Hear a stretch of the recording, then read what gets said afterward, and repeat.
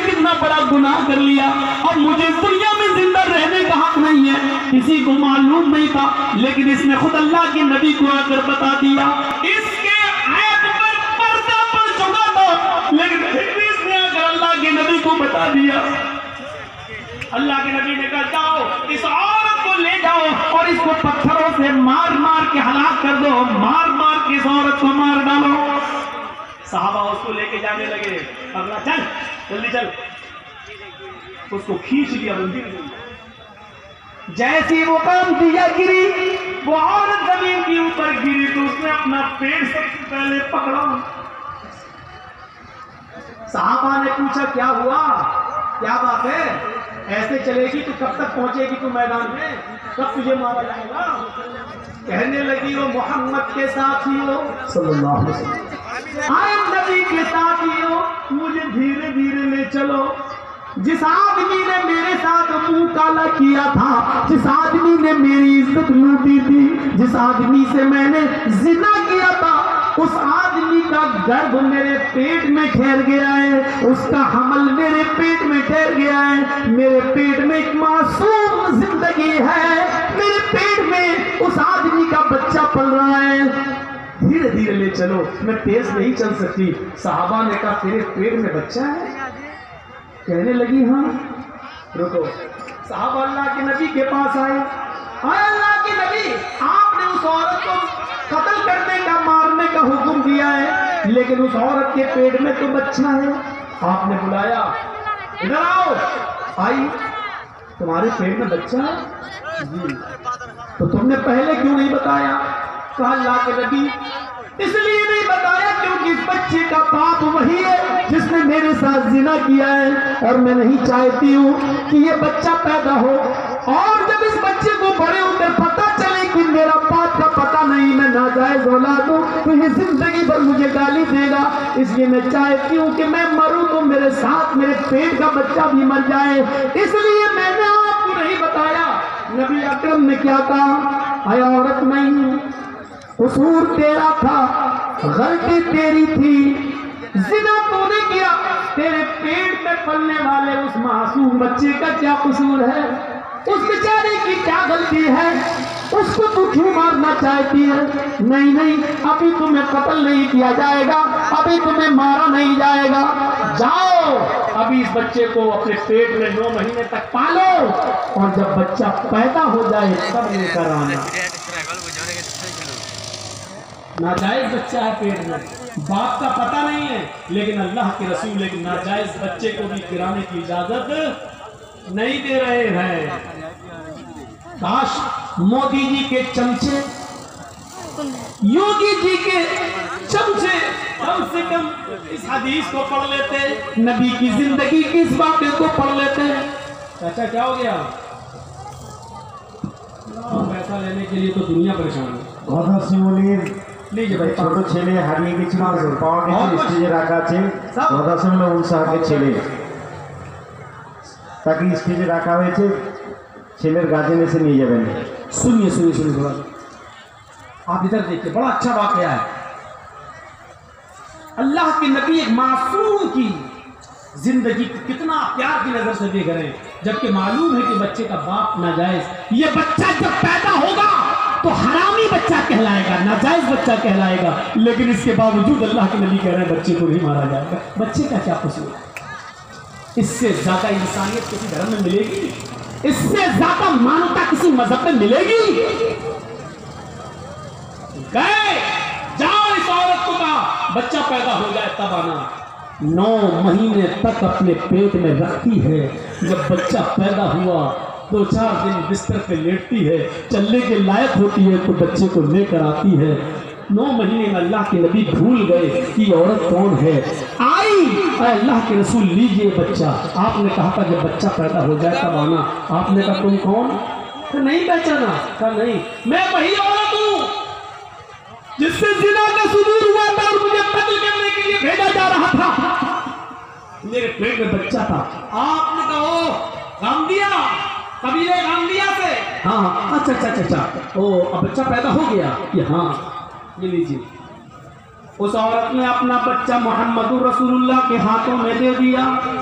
Media वालों लिखो, अगर तुम्हारे कलम में ताकत है दिखाओ मानो, ताकि ये शक्ल मोदी जी को और योगी जी को बताओ कि मौलवी जर्जीस ने टंके की चोट पर ऐलान करके कहा है इंसानियत का ये सबक, जिस बच्चे का बाप पता नहीं है जो पैदा तो हो चुका है लेकिन नाजायज औलाद है, ऐसी नाजायज औलाद को मोहम्मद रसूलुल्लाह अपनी गोद में उठा रहे हैं, उस बच्चे को अपने सीने से लगा रहे हैं। तुम तो ब्राह्मणों के मंदिरों में शूद्र नहीं जा सकता है, ब्राह्मण की थाली में हरिजन नहीं खा सकता है। तुमने तो छूत छाप के ऐसे नियम बना दिए हैं कि अल्लाह की बंदों में ही बंटवारा कर दिया है कि ब्रह्मा जी ने अपने मुंह से ब्राह्मण को पैदा किया, हाथों से क्षत्रिय को पैदा किया, राम से वेश को पैदा किया, पैरों से शूद्र को पैदा किया। ब्रह्मा जी ने अपने मुंह से इसको, हाथों से इसको क्षत्रिय को, ठाकुर को और हरिजन को सबसे नीचे वाले हिस्से से। तुमने तो बंटवारा कर दिया है, तुमने तो बंटवारा कर दिया है। मेरे प्यारे साथियों, जरा तसव्वुर तो कीजिए, इस्लाम के अंदर मसाफात का ऐसा दर्स मिलेगा, ऐसा दर्स मिलेगा। आपके मोहल्ले की मस्जिद है, अजान हो गई है, पहली सब भर गई है, जर्जी साहब मस्जिद में जाते हैं, एमएलए मिनहाज साहब मस्जिद में जा रहे हैं नमाज पढ़ने के लिए। इस्लाम का मस्जिदी मसाफात देखिए, आगे वाली सब भर गई है, जर्जी साहब में, मिनहाज साहब में इतनी ताकत नहीं है कि आगे की सबसे किसी आदमी को हटाकर पीछे कर दे। चल हट हट हट, मैं जर्जीस हूं, मैं इज्जत वाला असर रसूख वाला आदमी हूं, मैं आगे बैठूंगा। एमएलए साहब कहते हैं पीछे हट, मैं आगे बैठूंगा। इस्लाम ने ये पावर न एमएलए साहब को दिया है न जर्जीस को दिया है। सऊदिया की सरजमीन पर मक्के से बड़ी कोई मस्जिद कौन सी हो सकती है? वहां टैक्सी ड्राइवर अगर खाने काबा में पहले पहुंच गया है, रिक्शा चलाने वाला पहले पहुंच गया है और वो पहली सब भर चुकी है, तो सऊदिया के बादशाह को भी अधिकार नहीं है कि अगली सबसे किसी आदमी को हटाकर पीछे खड़ा कर दे और खुद आगे खड़ा कर दे। नहीं नहीं, जो मेरे घर में पहले आया वो पहले बैठेगा, जो बाद में आया वो पीछे रहेगा। ये तुम्हारी अदालत नहीं है, ये तुम्हारा घर नहीं है, ये तुम्हारी असेंबली नहीं है, ये तुम्हारी मीरास नहीं है, ये मस्जिद है, ये अल्लाह का घर है। यहाँ हमारे घर में कोई एमएलए नहीं, कोई एमपी नहीं, कोई मौलवी नहीं, कोई हाजी नहीं, कोई नमाजी नहीं, हमारे घर में सब बराबर है। कुल्लुकुम मिन आदम व आदम मिन तुराब, ला फज़्ल लिअरबिय्यिन अला जमी व ला लिअजमिय्यिन अला अरबी। कोई गोरे को काले पर फौकियत नहीं, कोई काला गोरे से अफजल नहीं, कोई अमीर नहीं, कोई गरीब नहीं, मेरे घर में सब आए, सब बराबर है। रिक्शा चलाने वाला भी मेरा बंदा है, मेरे नाम पर भीख मांगने वाला भी मेरा बंदा है, इस मुल्क की बादशाह को चलाने वाला भी मेरा बंदा है, लेकिन मेरे घर में आने वाला सब मेरा मोहताज है और मेरी नजर में सब बराबर है, मेरी नजर में सब बराबर है।